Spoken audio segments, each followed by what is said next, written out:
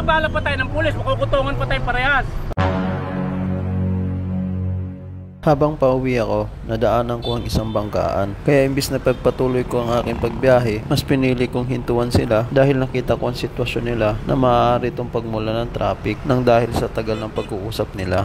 Kaya nga, magkakabangga ka eh. Magkano kaya ibigay para regulin mo na lang? Ano problema? Patiralin mo pa, ikaw na nakabangga. Hindi ko may tututok ka eh. Nung Ipapaayos ko pa rin naman yan, sir. Kaya nga magbayad ka. Diba? Matapos ang usapan. Hindi baka magkakastos ka. Magkano? 500? 500? Kaya bigyan mo 500 para matapos na. Relax lang po, relax lang po.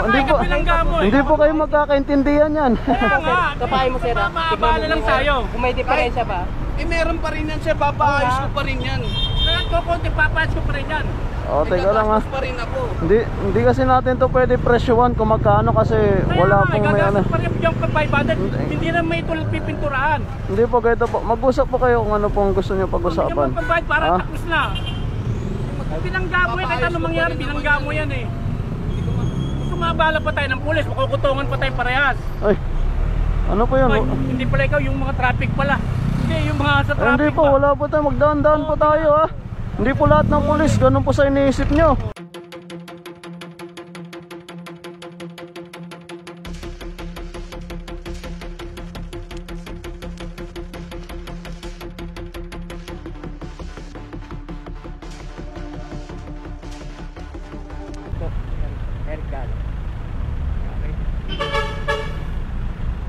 Thank you, sir.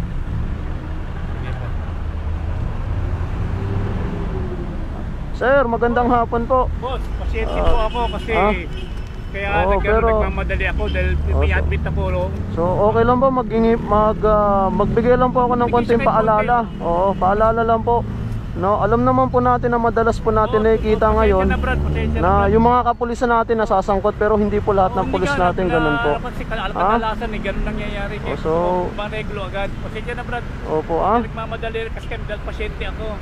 Medyo naano kasi ako sa pagsasabi nyo na kukutongan ko pa kayo eh. Hindi naman ikaw, so baka makutongan pa tayo. Oo, so hindi pa.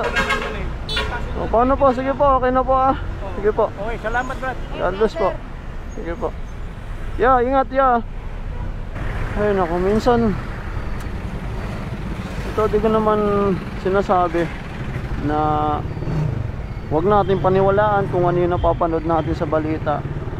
Pero ano kasi, kung iisipin natin, no, kung i-judge natin na ang bawat napapanood natin sa balita ay ganun lahat ng kapulisan natin, ay masakit po sa damdamin. Tulad ko po na hindi naman po ako ganun. Hindi po ako nanlalamang.